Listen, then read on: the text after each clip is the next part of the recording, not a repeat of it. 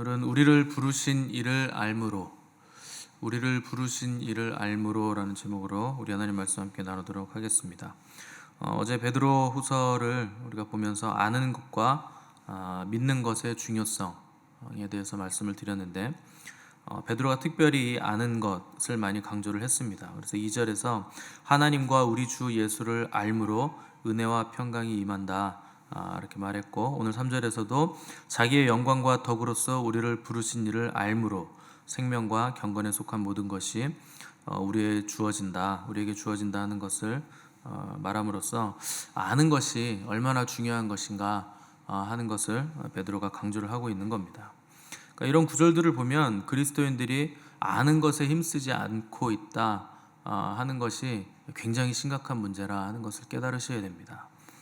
그러니까 우리는 믿음을 가장 이 땅에서 얻을 수 있는 가장 우선시에 놓고서 도대체 믿는 것의 내용이 뭐고 우리가 믿는 분이 누군가에 대해서 관심이 없고 그냥 덮어놓고 믿는 것을 계속 우리가 믿음이라고 얘기하고 있다는 것을 여러분 깨달으셔야 됩니다. 믿음이 있다고 한다면 그 믿음의 대상이 누구이신가, 그분이 어떤 분이신가를 아는 것이 굉장히 중요한 겁니다. 예전에 연합수련회 청년들 이렇게 해보면 그 여러 가지 특강 클래스를 이렇게 개설을 하거든요.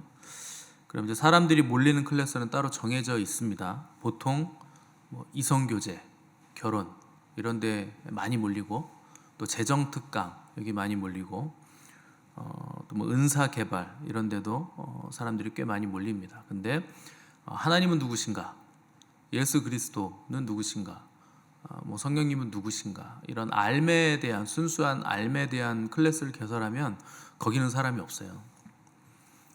그러니까 관심이 없다는 얘기죠.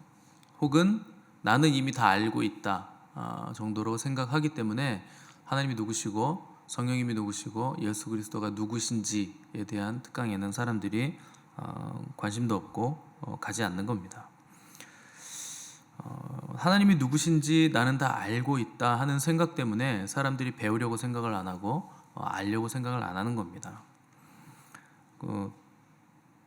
그래서 우리가 양육반 같은 거 하면 큰 교회에 있다가 오신 분들은 또 무슨 양육을 또 뭘 더 배우나, 그러니까 이런 생각을 하시는 분들이 계십니다.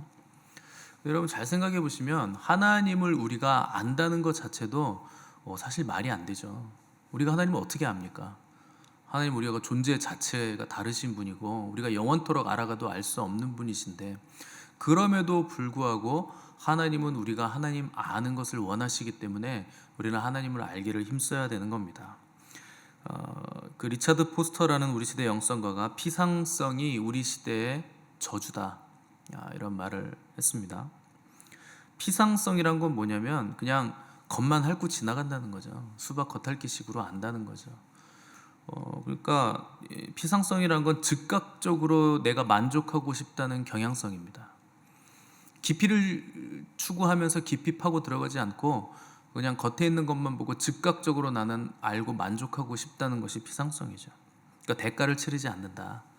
시대 사람들은 깊이 있게 파고 들어가는 대가를 치르지도 않고 노력도 하지 않고 알려고 하지 않는다는 뜻입니다. 이게 우리 시대의 저주죠.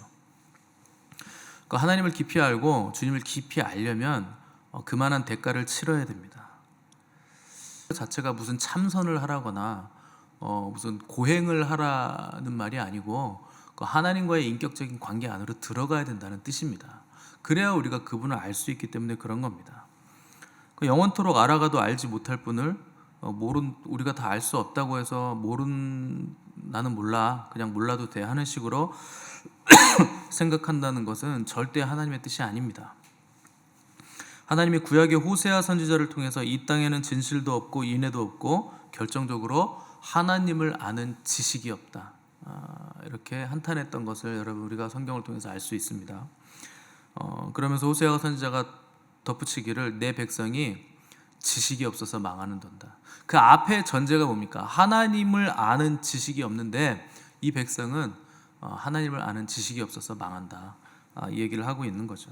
그러니까 여기서 지식이 없다는 말은 단순히 어떤 정보를 말하는 것이 아니고 지적인 알미 없다는 말이 아니고 지식의 그 대상인 하나님이 없다, 그리고 그분을 알려고도 하지 않고 그분을 삶 가운데 모셔드리려고 하지도 않는다. 그리고 하나님을 아는 것을 굉장히 대수롭지 않게 생각한다 하는 것을 통렬하게 이 호세아 선지자의 입을 통해서 하나님께서 말씀하신 겁니다.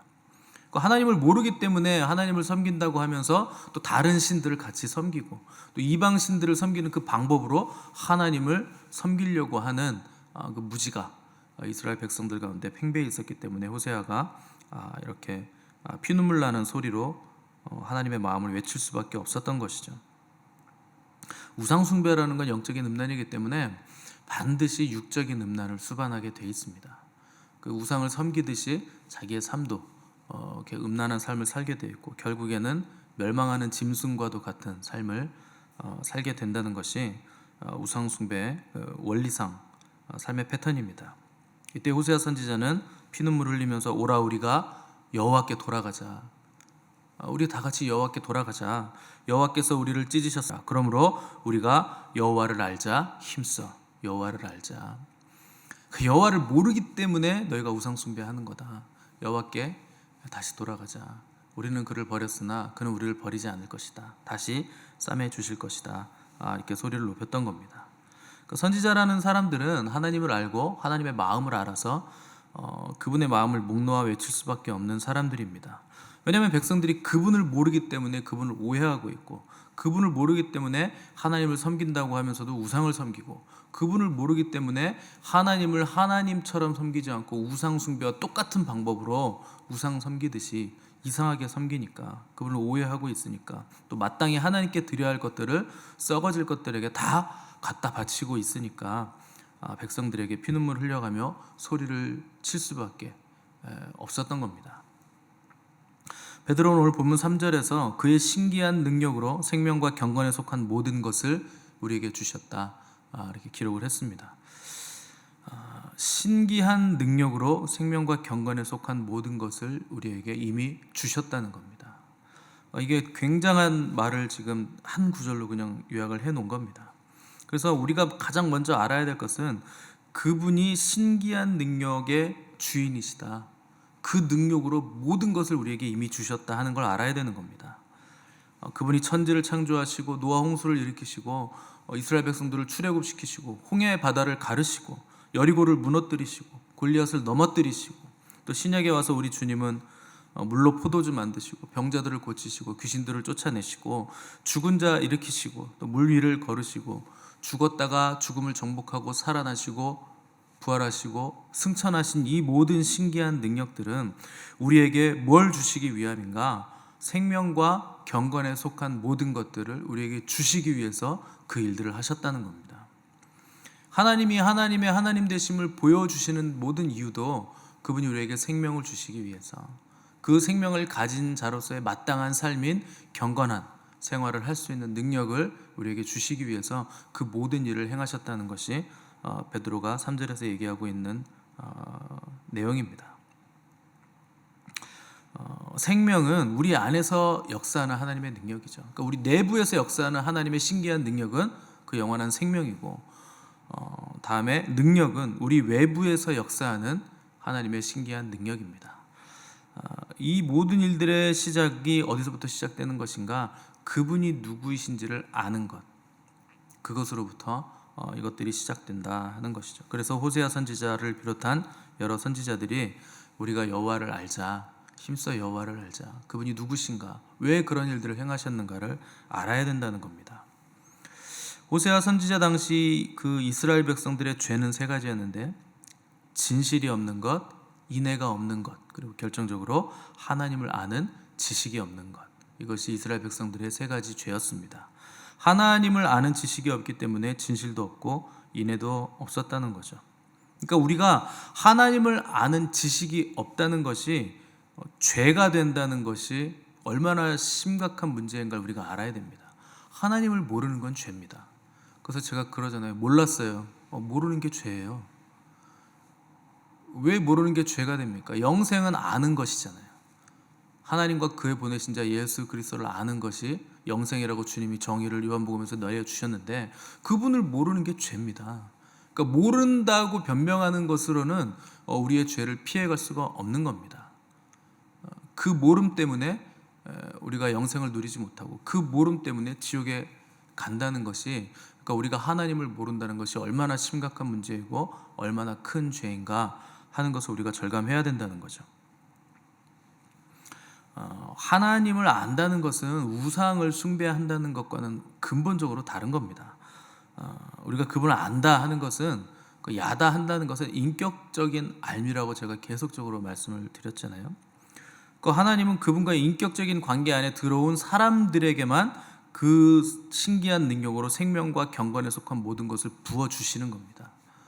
우상 숭배하듯이 무슨 부적 가지고 당기듯이 뭐 이런 식으로 섬기는 자들에게 그분의 생명을 주시고 그분의 경건한 능력을 주시고 이런 것들을 주시는 게 아니고, 인격적 관계 안에 들어와서 그분과 관계를 맺는 사람들에게 그분의 은혜를 부어주신다 하는 것인데, 그것을 우리가 구원이라 이렇게 부르는 겁니다. 단순히 하나님을 막 탐구하고 연구한다고 해서 그분을 알 수 있는 것도 또 아닙니다. 왜냐하면 그분을 안다는 것은 인격적인 교제이기 때문에, 그 인격성이 빠진 그 어떤 탐구, 그 어떤 연구, 그 어떤 공부, 그 어떤 것으로도 하나님을 알 수 있는 방법은 없는 겁니다. 왜냐하면 하나님에 대한 암도 그분이 주도하시는 결과물이기 때문에 우리가 주도적으로 뭘 할 수 있다는 건 아니라는 것이죠. 그러니까 우리가 할 일은 다만 그분과의 인격적인 관계 안으로 들어가기 위해서 우리의 존재를, 우리의 믿음이요 신뢰의 대상인 그분께 던지는 것, 그것이 우리가 할 수 있는 모든 것입니다. 그럴 때 우리가 그분을 알게 된다는 것이죠. 어떤 바보 같은 사람도 내가 어떤 사람에 대해서 알아가고 싶다고 할 때, 사랑하는 사람을 내가 알려고 할 때 책 펴놓고 공부하는 사람은 없잖아요. 그에 대해서 막 연구하고 뭐 생김새를 막 그려놓고 이 눈이 이렇게 생기고 이렇게 뭐 조화가 어떻고 뭐 비율이 어떻고 이런 거 연구하고 공부해서 그에 대해서 나는 잘 알아라고 얘기하는 바보 같은 사람은 우리 중에 아무도 없을 겁니다. 여러분들이 결혼하기 전에 여러분들의 배우자들과 연애하실 때 그런 식으로 그분에 대해서 알아가신 분들이 있습니까? 한 사람도 없을 거예요. 그러니까 상대에 대해서 알아가려는 것은 그와 함께 시간을 보낸다는 거죠. 그와 함께 밥도 먹고 차도 마시고 뭐 영화도 보고 같이 걸으면서 대화도 하고, 그렇게 함께 걷는 관계를 유지해 나갈 때 내가 그에 대해서 조금 알겠다, 이제 알아가고 있다, 이런 식으로 우리가 표현을 하듯이 하나님과의 관계라는 것도, 우리가 그분을 알아간다는 것도 인격적인 관계 안에서 그분과 시간을 보내는 것으로 우리가 그분을 알아갈 수 있다는 겁니다. 그래서 하나님은 우리를 그리스도 안에서 영원한 영광에 참여하도록 부르셨고, 그로 인해 우리를 덕스러운 삶을 살게 하셔서 그분이 영광을 받으시기로 정하셨는데, 이 모든 일들은 우리가 하나님과 동행할 때 우리에게 일어나는 일들입니다. 그러니까 베드로는 믿음을 통해 우리가 하늘의 영광을 알았다면 그에 걸맞는 덕스러운 삶이라는 그 성품의 변화도 반드시 수반이 돼야 된다 해서 영광과 덕이라는 것을 같이 붙여놓은 겁니다. 그런 삶을 사신 분이 우리 주님이신 거예요. 하나님과 계속 교제하면서 하늘의 영광을 땅으로 가져오고 그 영광을 가져오는 사람다운 삶을, 덕스러운 삶을, 여기서 덕이라는 거는 우리 말로 하면 도덕이라고 해석할 수 있는 겁니다. 그러니까 다른 사람들보다 훨씬 더 뛰어난 도덕성, 사실은 도덕이라고 얘기하기엔 굉장히 모자란 하늘나라의 백성으로서의 성품을 가지고 있다 하는 것을 덕으로 지금 표현을 한 것인데, 하늘의 영광을 아는 사람은 땅에서 누구보다 뛰어난 덕스러운 삶을 살 수밖에 없다는 것이기 때문에 이 영광과 덕을 지금 붙여서 우리에게 설명을 해주고 있는 겁니다. 그 높은 기준들과 고상한 삶으로의 부르심은 우리 구주 예수께서 이 땅에서 그분의 삶을 사실 때 그분의 가르침으로 우리에게 명백하게 다 나타내 보이셨는데, 그것이 바로 우리가 주일에 지금 살피고 있는 산상수훈의 가르침들입니다. 그래서 우리의 의가 서기관과 바리새인의 의보다 더 낫지 못하면 결단코 천국에 들어가지 못하리라. 주님이 이렇게 산상수훈을 통해 말씀을 해 주시는 겁니다. 어쩌면 너무나 어려운 말씀처럼 들릴 수도 있는 얘기들이죠. 그런데 이것을 우리의 능력으로 하려고 하면 굉장히 높은 수준이고, 우리가 바리새인들이나 서기관들보다 더 눈에 보이는 어떤 의로움을 더 높은 수준으로 끌어갈 수는 없는 것이거든요. 워낙에 완벽하게 삶을 사는 사람들이기 때문에. 그런데 우리의 힘으로 하는 것이 아니고 그의 신기한 능력, 그분이 그것을 우리에게 부여해 주심으로 해서 우리가 그렇게 살 수 있다는 겁니다. 그 생명과 경건에 속한 모든 것을 우리에게 주셨기 때문에 우리는 그들보다 훨씬 더 높은 의로운 삶을 살 수 있다. 이미 율법의 모든 것을 완전히 충족시키신 그분의 의를 우리에게 주셨기 때문에 우리는 그들보다 훨씬 더 높은 의로운 삶을 살 수 있게 됐다는 겁니다. 근데 그분이 우리에게 주셨다라고 했을 때의 헬라어가 섬기다라는 뜻입니다. 그냥 뭘 이렇게 그냥 주신 게 아니고 그분이 우리를 섬겨 주신다는 뜻이에요. 그 주셨다는 게. 그러니까 섬겨 주셨을 뿐만 아니라 지금도 섬기고 계시고 앞으로도 그렇게 우리를 섬겨 주신다. 그래서 우리의 힘으로 하는 것이 아니고 그분이 우리를 위해서 섬겨 주심으로 우리가 그렇게 할 수 있다 하는 것을 베드로는 지금 헬라어 원어를 통해서 우리에게 말씀을 해 주고 있는 겁니다. 그러니까 우리가 그분께 나아가기만 하면 필요한 모든 것을 다 충분하게 충만하게 그분으로부터 받을 수 있고 그분이 우리를 섬겨주심으로 우리는 덕스러운 삶을 또 영광스러운 삶을 살 수 있게 된 존재들이라 하는 것을 우리가 먼저 알아야 된다는 것을 베드로가 지금 우리에게 얘기해 주고 있는 겁니다. 그러니까 베드로가 왜 이런 얘기를 하는가? 우리의 노력과 시도가 얼마나 헛된 것인지를 베드로는 다 알고 있는 거예요. 우리 스스로의 힘으로는 그렇게 살 수 없다는 걸 알고 있는 겁니다. 예수님께서 십자가에서 죽으신다고 했을 때 베드로는 예수님의 십자가의 길을 막아섰던 제자였어요. 근데 여러분 생각을 해보십시오. 어떻게 보면 수제자였던 베드로로서는 마땅히 수제자로서 보여야 할 반응을 보인 것이죠. 그럼 누가 스승이 죽는다고 하는데 그러면 아이고 감사합니다 스승님, 우리를 위해 죽으시겠다고 하니 뭐 뜻은 잘 모르겠지만 어여 가세요, 뭐 이렇게 반응을 보이겠습니까? 여러분 저는 이제 내년에는 죽어야 됩니다. 그럼 여러분들은 아이고 목사님 너무나 잘 되셨습니다. 박수 치실 분들이 있을까요? 있을지도 모르겠으나 없다고 저는 믿고 싶은데, 당연히 목사님 그러시면 안 됩니다. 일단 살 길을 도모하고 나중에 차후에 그 문제는 같이 우리 곰곰이 생각해보서 해결합시다, 뭐 이런 식으로 접근하는 게 예의상으로라도 여러분들이 그냥 말로라도 그렇게 접근하는 게 마땅한 반응 아닙니까? 그러니까 베드로는요 당연히 수제자니까 예수님이 죽으시겠다고 하는데 어떤 제자가 스승님이 죽겠다는데 그걸 만류하지 않겠어요? 당연히 마땅히 보여야 될 반응을 보인 것뿐이었어요. 근데 베드로는요 그가 사랑하는 스승 되신 주님에게 사탄이라는 험한 말을 들을 정도로 굉장한 질타를 받게 됩니다. 그것뿐만이 아니죠. 예수님이 대제사장의 뜰에서 신문을 위해서 잡혀가셨을 때 다른 제자들은 다 도망갔어요. 그런데 그나마 베드로는 멀찍이서라도 쭈뼛쭈뼛 하면서 예수님을 따라왔잖아요. 그러니까 다른 제자에 비해서는 굉장한 용기를 가지고 대단한 일을 한 겁니다. 훌륭한 면모를 보인 것이죠. 그런데 거기서도 베드로는 차라리 안 가느니만 못한 짓을 하게 되는데 그 자리에서 주님을 3번이나 부인하게 됩니다. 여러분 제자들 중에 베드로만한 제자는 없었던 거예요. 그런데 베드로는 항상 이런 결과에 맞닥뜨리게 되면서 도대체 나는 뭐가 잘못된 것인가 하는 자괴감에 빠질 수밖에 없는 상황을 계속 대면하게 된 것이죠. 그러니까 이런 사건들을 통해서 베드로는 깊이 깨닫게 되는 계기가 되는데, 내가 사랑하고 내가 존경하고 내가 하나님이라고 주는 그리스도시요 살아계신 하나님의 아들이십니다라고 고백했던 나의 스승님을 내가 3년이 넘게 따라다녔는데 나는 예수님을 너무나 모르고 있었구나라는 걸 깨달았던 거예요. 내가 그분을 모른다는 겁니다. 그러니까 그분은 영을 말씀하시는데 베드로는 육으로 그분의 말씀을 받은 것이고, 주님은 하늘의 것을 계속 부어주시는데 베드로는 땅의 것으로 생각을 하면서 그것을 받았기 때문에 도대체 그게 무슨 뜻인고, 내가 내 입술로 주는 그리스도시요 살아계신 하나님의 아들이십니다 라는 고백을 하긴 했지만 그건 베드로가 직접 알아서 한 고백도 아니었고, 주님의 말씀처럼 이것을 너에게 알게 하시니는 하나님이다, 네가 뭘 알아서 정답 맞춘 게 아니다, 너 컨닝한 거다, 뭐 이런 식으로 주님이 얘기하셨잖아요. 그러니까 나는 아무것도 모르면서 뭔가 얘기는 많이 쏟아냈지만 사실 대면하게 된 겁니다. 그러니까 주님의 말씀을 들을 수 있는, 제대로 들을 수 있는 귀가 아직 열리지 않았다는 겁니다. 그 닭 울던 날 밤에 베드로는 이걸 통렬하게 깨달았던 것이죠.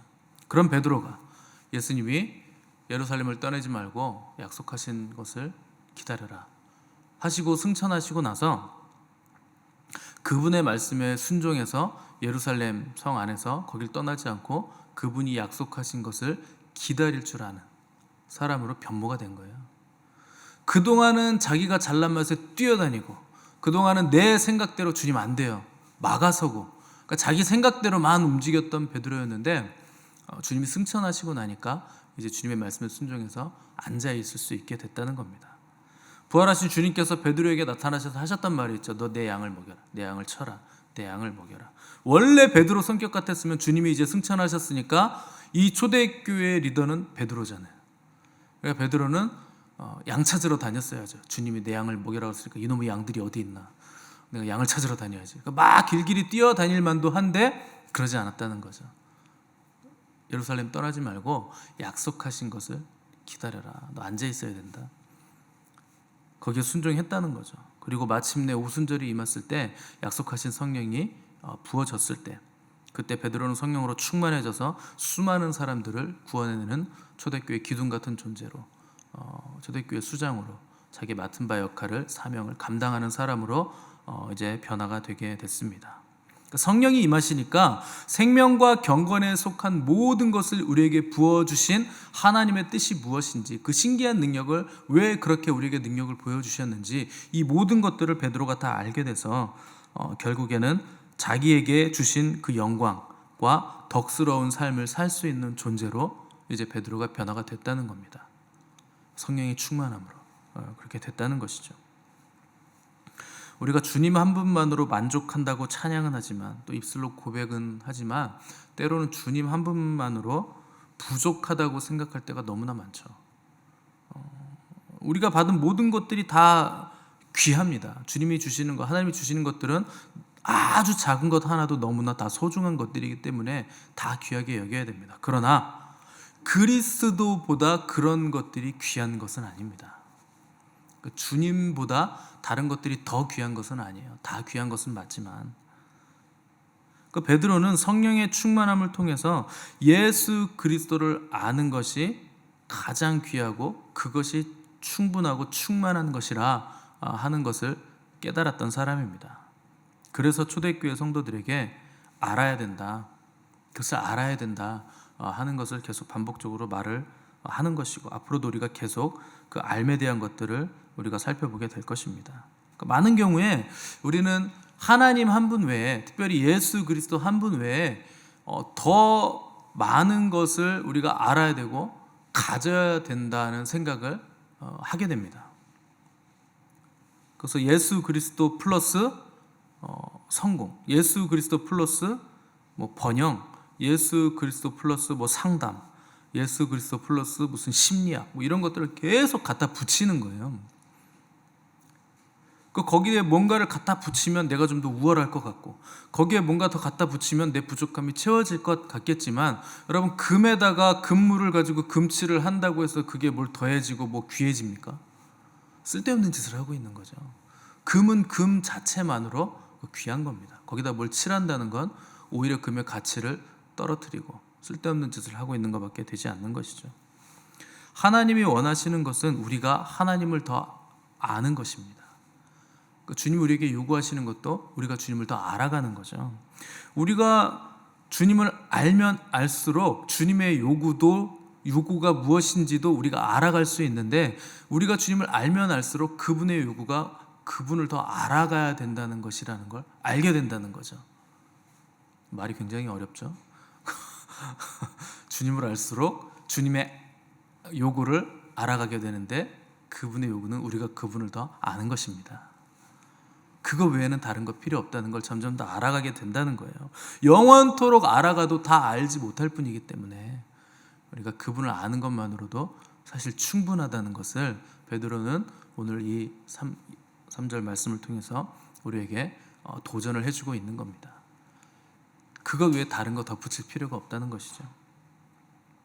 그래서 우리가 다 알아갈 수 없는, 영원토록 다 알아갈 수 없는, 알아가지 못할 우리 구주 예수 그리스도, 그분을 알아가시는데 여러분 힘을 쓰시기를 바랍니다. 또 그분을 영화롭게 하는 일에 모든 것을 걸 때 그것으로 충분하고 그것으로 충만하고 그로 인해서 삶의 모든 것들이 다 채워지고 충만해질 수밖에 없다는 것, 그것이 우리에게 생명과 경건에 속한 모든 것을 이미 주셨다는 것을 그분을 알을 통해서 우리가 깨달아가는 은혜가 우리에게 있게 될 것입니다. 이 은혜가 저와 여러분에게 임하기를 간절히 바랍니다. 함께 기도하겠습니다.